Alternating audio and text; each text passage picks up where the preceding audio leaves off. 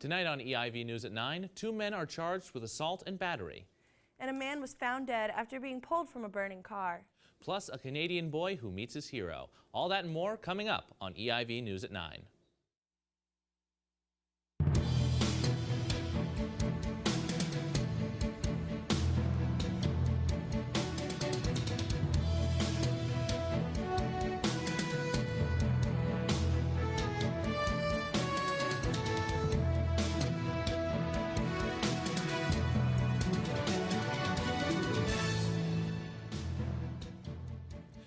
Hello, and welcome to EIV News at 9. I'm Lindsay Perdue. And I'm Joey Sack. We begin with tonight's top stories.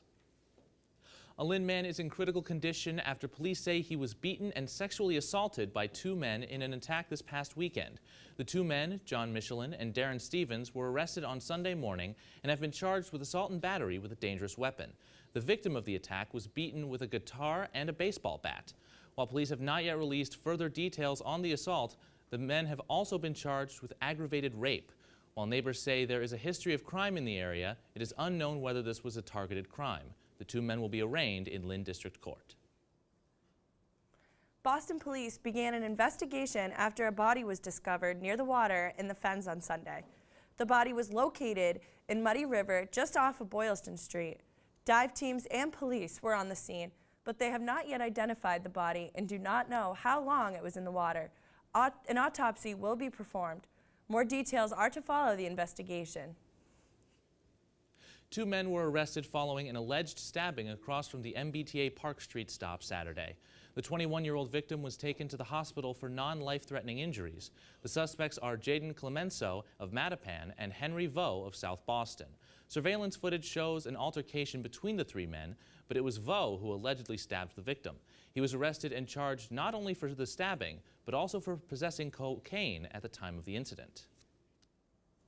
And now Sydney with a look at equal pay in Boston. I've come out here because everybody deserves health care. Everybody in! Nobody out! Everybody in! Nobody out! Many people gathered outside the State House last Saturday to rally to take back their health care.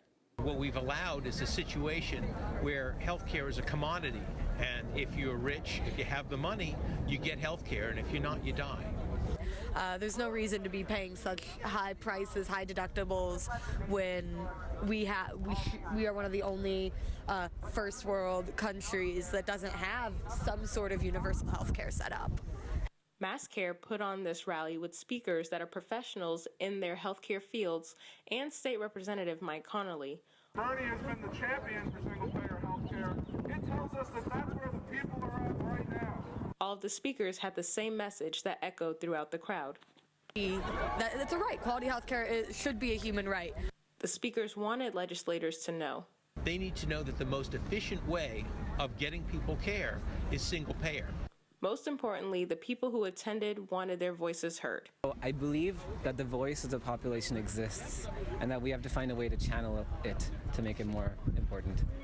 Over 100 people gathered for the National Day of Action for Improved Healthcare for All. For EIV News, I'm Temi Adelaide.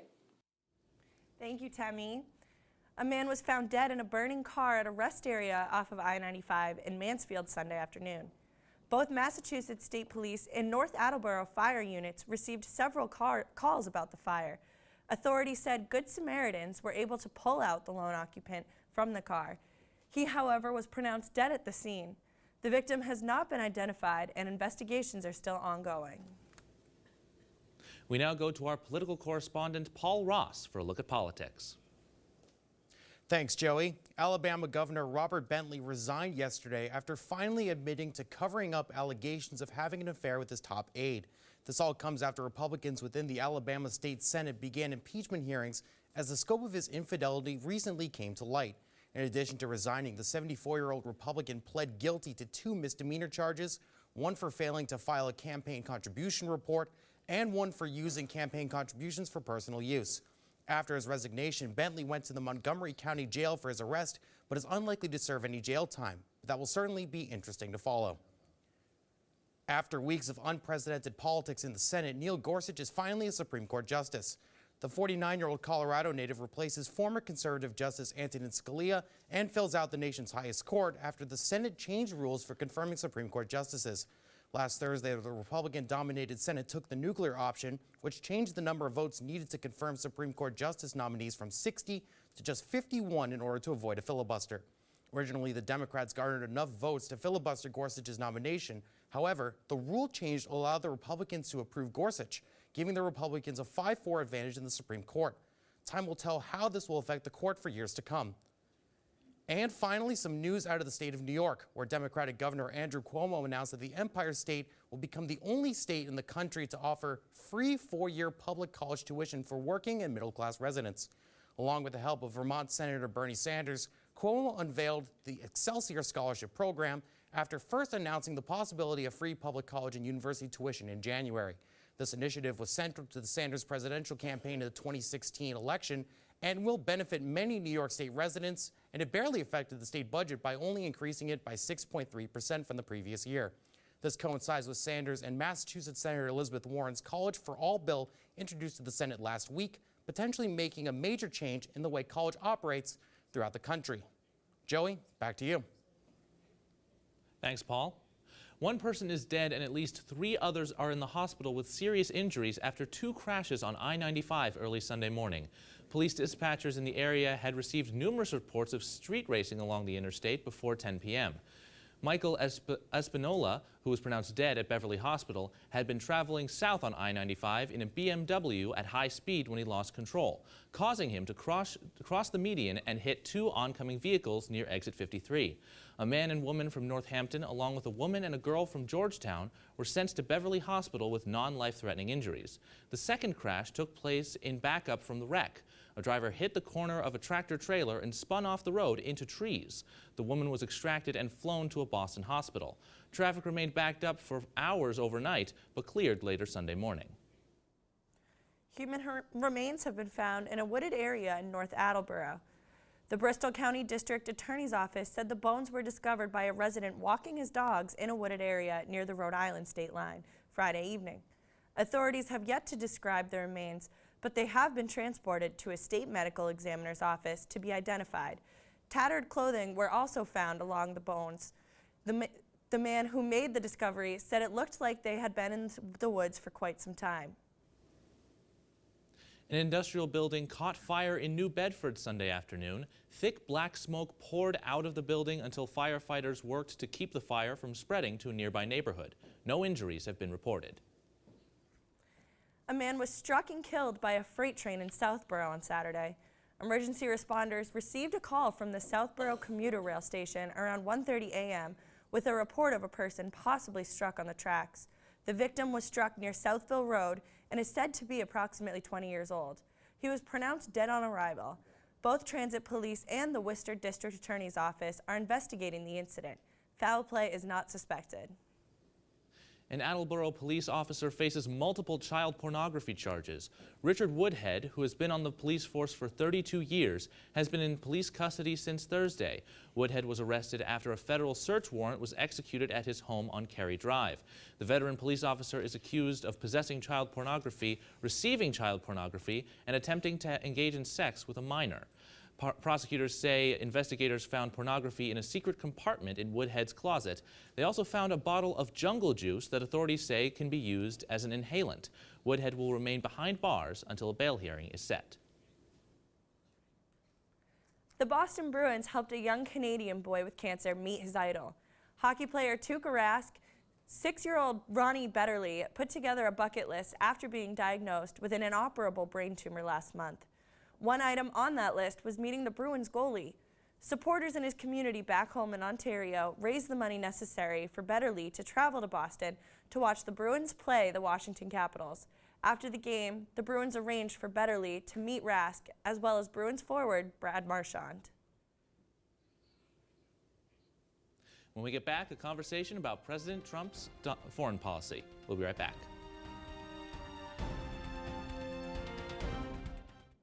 What are you doing? I'm getting ready to host Good Morning Emerson, of course. Good Morning Emerson? What's that? It's the best morning show ever that's on Tuesday and Thursday at 9 a.m. Wow, how can I work on this? Yeah, let's get going.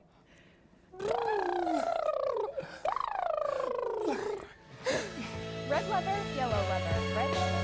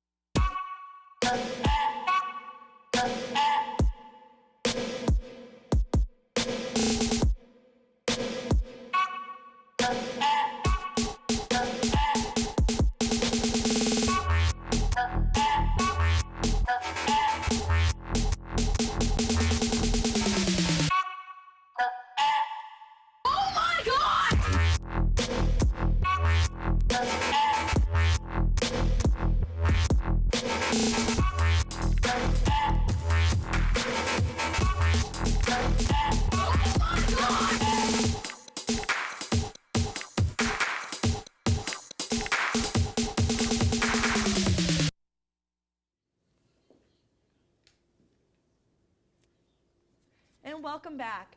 So one of the things going on that we're talking about is President Trump's foreign policy.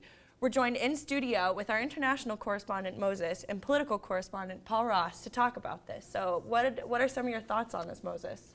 Well, one of the things that really comes to mind is how abruptly his policy is changing and what he's doing, especially concerning Syria and North Korea. I mean, he's moved a naval carrier up towards the Korean Peninsula, which is worried South Korea as well as North Korea, because after the Syrian airstrike that was so quick, we don't really know what he's going to do and how quick he's going to do it. It's an interesting thing about Trump's foreign policy that not a lot of people, even Trump himself, really know what they're going to do. A lot of people, both in the Republican Party and within the Trump administration, want an aggressive foreign policy, but others like General James Mattis, who is in the Defense Department, basically say that Trump should not really be so aggressive going forward, and this attack on Syria is not really something that's in line with Mattis. So people don't really know what's going to go on with Trump, and it's interesting, the attack on Syria conflicts Trump's interest with Russia, and also Rex Tillerson's lack of allowing press at his events is something that concerns me and concerns a lot of people when they're trying to find out what's going to go on in Trump's foreign policy. Now, I actually have a quick question. So a lot of President Trump's policies seem to be very much, putting America first. Do you think that some of his foreign policy decisions in the recent days even, do you think that sort of contradicts his previous statements about wanting to put America first, or do you think that's more in line with it? I think it's sort of putting America first. I mean, it's really tough to interpret what America first means. So a lot of times he'll just go and do what people in his administration want, or a lot of times he'll just go and do what people in the Republican Party want. So it's very unclear at this point, but at the same time, that can change in any second. I think it really depends on the situation as well. If you look at Syria, then that clearly seems interventionist, but at the same time, it seems like he's trying to put America first, but he changes the definition of it every time a new thing comes up. Yep, and Nikki Haley, the ambassador to the UN, has made it very clear that she believes that the point of foreign policy right now should be defeating ISIS rather than a complete change in the regime. And I guess we'll have to wait and see how Trump's foreign policy ends up working out. But for now, here's Sierra Watson with some updates on the weather. What can you tell us, Sierra? Well, the good thing is that we can look forward to some weather that's warmer this week. Today we enjoyed a high of 78 and a low of 54 with some light clouds. And tomorrow we can expect a high of 66 and a low of 42 with a chance of thunderstorms throughout the day. Thursday, the rain leaves, but clouds will stay, where the high will be 59 and the low will be back to 41. The clouds will part for a sunny Friday with a high of 54 and a low of 39. And finally, on Saturday, we'll have a high of 62 and a low of 49 as the clouds return. That's all I have for weather. Back to you at the desk. Thanks, Sierra. And now for a look at what's happening around the world this week. We're joined now in studio by our international correspondent, Moses Small. What can you tell us, Moses? Thanks, Joey. Secretary of State Rex Tillerson made comments about the Syrian conflict shortly before his first diplomatic trip to Russia. On Sunday, he called Russia incompetent for allowing the Assad regime to possess chemical weapons. Tillerson also said that the American airstrikes in Syria were, quote, a very strong signal to Assad and his sponsors. Since Syria's chemical attack last week, the Trump administration has been more critical of the Assad regime as well as the Russian government. There's growing tension between the U.S. and the Kremlin as the Secretary of State begins his talks with Russia. And Egypt declared a state of emergency after 2 suicide bombs killed 44 people on Sunday. The attacks all took place against the Christian minority in the region, and the Islamic State claimed responsibility for the attacks. Egypt's president sent soldiers to churches in efforts to raise security. This comes after Egypt's president met with Donald Trump, which is rare for those two leaders to meet because American presidents rarely meet with Egypt's presidents due to Egypt's spotty history with human rights. It's unclear how Egypt will respond to the attacks and how the country will prepare for a visit by Pope Francis, scheduled for the end of this month. And next, China and South Korea sent a warning to the North. They agreed to put tougher sanctions in place against North Korea if the Hermit Kingdom carries out more long-range missile tests. They said that the North should be held accountable for the tests, and that strong additional measures should take place if they violate that. International pressure is growing against North Korea as the U.S. sent a group of naval carriers near the Korean Peninsula to act as a deterrent. After the U.S. attack on the Syrian airbase, the Trump administration said there's not ruling out military options in response to the North. South Korean officials, however, have stated that any actions against North Korea should stay peaceful. And that's all the international news I have for tonight. Joey and Lindsay, back to you. Thanks for the update, Moses. Washington-based startup company Zunam Aero is working on offering $25 air travel service for trips up to 700 miles. Such routes will include trips from Boston to New York City or from Dallas to Houston. Since 2012, the company has been developing a fleet of hybrid electric planes with significantly fewer seats than the average commercial aircraft. They compare these planes to electric buses in the air. Their goal is for passengers to be able to bypass security and board with the plane with luggage in hand. However, the company faces issues with battery limitations as well as a number of competitors. And now to Sierra with a look at the TBHC rally. April 4th marked 2017's Equal Pay Day. This day represents how far into the next year a woman must work to earn what her male counterpart did the previous year. Lily Kanan Reynolds, a volunteer facilitator for American Association for University Women, AAUW, is one of many giving their time to teach women tricks for negotiating their salaries. What's interesting about it for women of color compared to white men, that day continues to get further. And so for African American women, the day comes in August, and for Latina women, the day doesn't happen until November.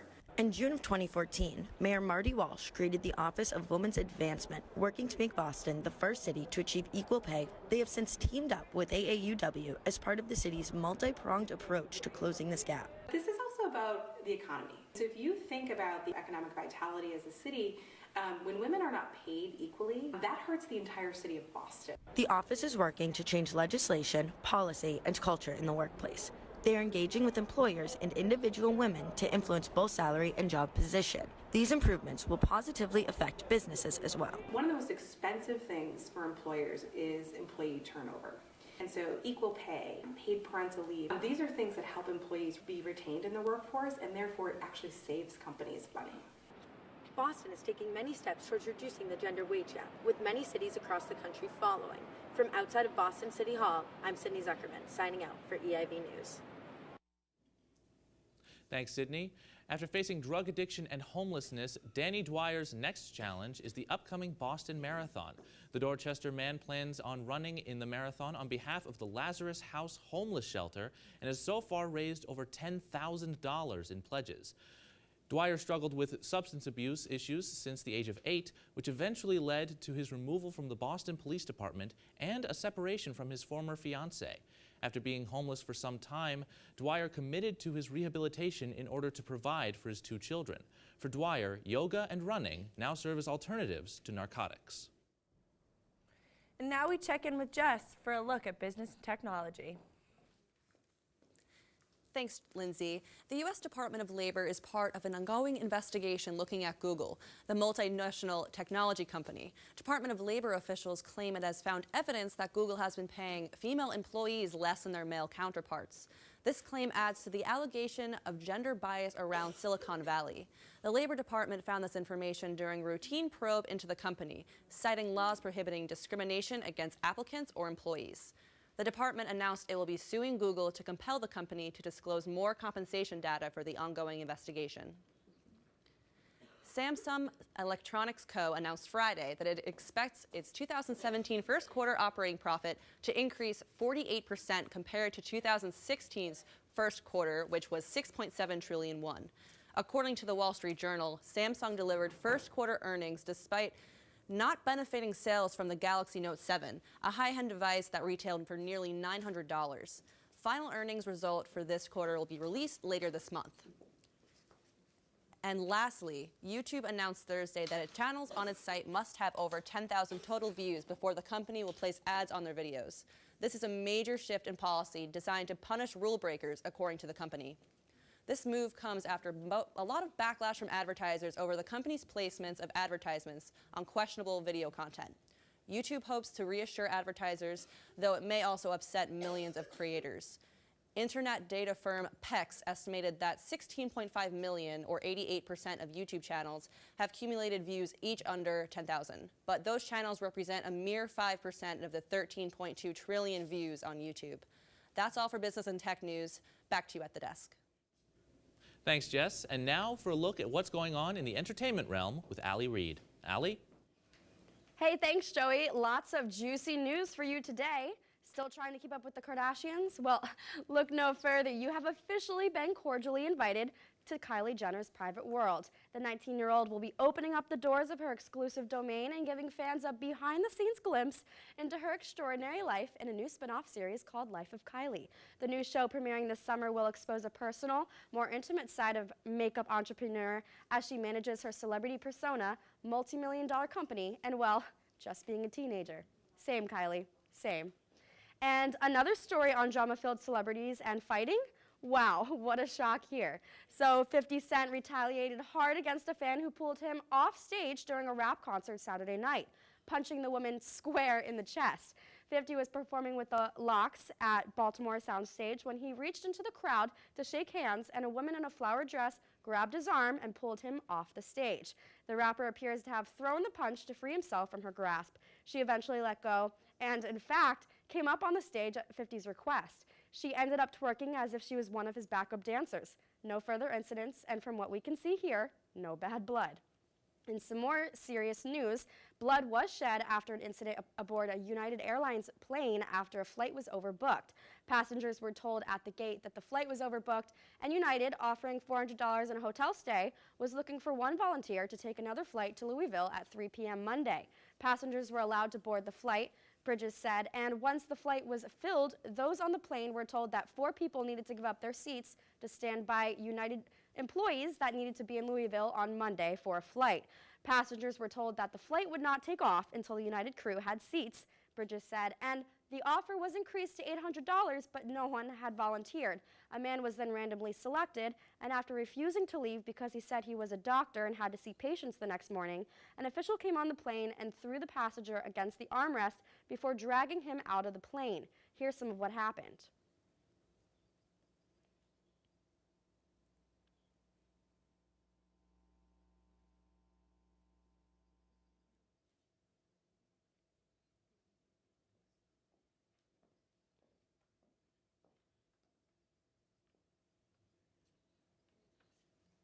And after all of that, they allowed the man back on the plane. Well done, United.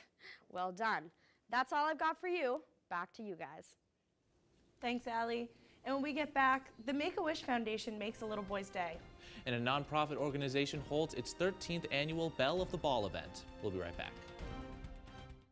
Wow, our debates are on fire. Ah! Oh no, why did I say that? Oh no, I'm on fire still, it is so hot. Why have I done this? Oh no, I'm still on fire, but watch Speechless on the Emerson channel. It's really good and full of action.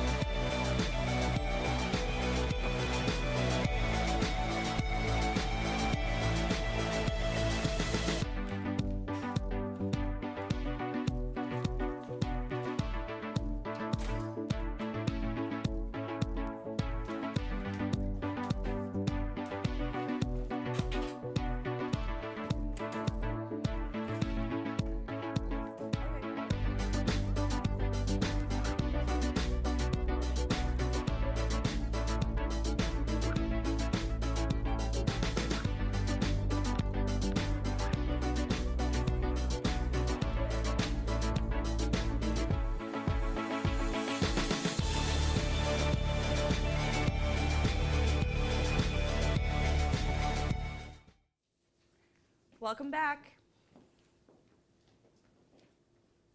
In collaboration with the Boston Red Sox, the Make-A-Wish Foundation made a young boy's dreams come true by building a model of Fenway Park right in his backyard. 10-year-old Thomas Hastings is a huge baseball fan and a huge Red Sox fan. Hastings was born with scoliosis and has undergone 14 back surgeries on the curvature of his spine. Right after his first birthday, he was also diagnosed with muscular dystrophy. Hastings' health conditions have prevented him from playing baseball, so when Make-A-Wish told him he could have anything, he immediately knew he wanted a baseball field right in his backyard. It took 37 days to build the Fantasy Fenway behind his Connecticut home. The replica includes iconic landmarks from the real park, including the Citgo sign and Green Monster. Hastings was more than happy with the results, saying, "I don't have to think. Is that supposed to be Fenway Park? I know it's Fenway Park." The nonprofit organization Caring Partners held its 13th annual Belle of the Ball event at Simmons College this past Saturday. Girls from families with financial difficulties were offered the opportunity to pick out a dress, shoes, jewelry, and accessories so they can go to prom in style. Everything at the event was donated, including more than 2,000 gowns. Volunteers also helped girls pick out the perfect look. High school senior Jeline Flores remarked, quote, "The girls in here are uplifting each other. They're calling each other beautiful. There's no better energy. That's what I like." Caring Partners is funded by Anton's Cleaners, Jordan's Furniture, and Enterprise Bank. Tom Brady and Warren Buffett were pictured together on Sunday. Brady, who is currently enjoying his post-Super Bowl offseason, posted a photo of the two on social media. The details surrounding the pair's meeting is currently unknown. However, Buffett may have been giving Brady financial investment advice, as he has done the same for NBA superstar LeBron James. And finally, we go to our sports correspondent, Brian, with a look at sports. Thanks, guys. Well, the 81st Masters came to an end on Sunday, and Sergio Garcia took home the green jacket. The 37-year-old native of Spain, who had long been considered the best golfer to never win a major, defeated Justin Rose in a sudden death playoff. Garcia had previously finished in third place at the U.S. Open and second place at both the British Open and PGA Championship. Now, Garcia says he wouldn't mind being remembered as the best golfer to only win one major. Former MLB outfielder Otis Nixon was found by local police after being reported missing over the weekend. The 58-year-old was missing for 2 days after failing to show up to a golf outing. Nixon has battled drug dependency in the past, including testing positive for cocaine during the 1991 season, which caused him to miss the World Series. Nixon played for 9 teams in his 17-year MLB career, including the Boston Red Sox in 1994. Sticking with baseball, New York Yankees star catcher Gary Sanchez is likely to miss at least the next 4 weeks with a grade 1 bicep strain. Sanchez suffered the injury after fouling a ball off in a game against the Baltimore Orioles on Saturday. Sanchez is coming off a phenomenal rookie year in which he hit 20 home runs in just 54 games. Sanchez joined shortstop Didi Gregorius on the disabled list, and first baseman Greg Bird is also battling a sore ankle and flu-like symptoms. The Yankees need all 3 of them healthy and hitting if they expect to make a postseason run this summer. And after 2 long years, the Boston Bruins are back in the playoffs. They'll face off against the Ottawa Senators in the first round in what is sure to be a hard-fought series. Game 1 is tomorrow night in Ottawa, and Brad Marchand will be on the ice for the Bees after serving a 2-game suspension for spearing a player in the groin last week. If I had to make a prediction, I'd say Senators in 6, but each and every year, the Stanley Cup playoffs prove to be far from predictable. Back to you guys. Thanks, Brian, and that's all the time we have for tonight. Tune in next week for all the Boston news you need. In the meantime, check us out online at eivnews.com or on Twitter at eivnews. I'm Lindsay Perdue. And I'm Joey Sack. We'll see you next week. Good night.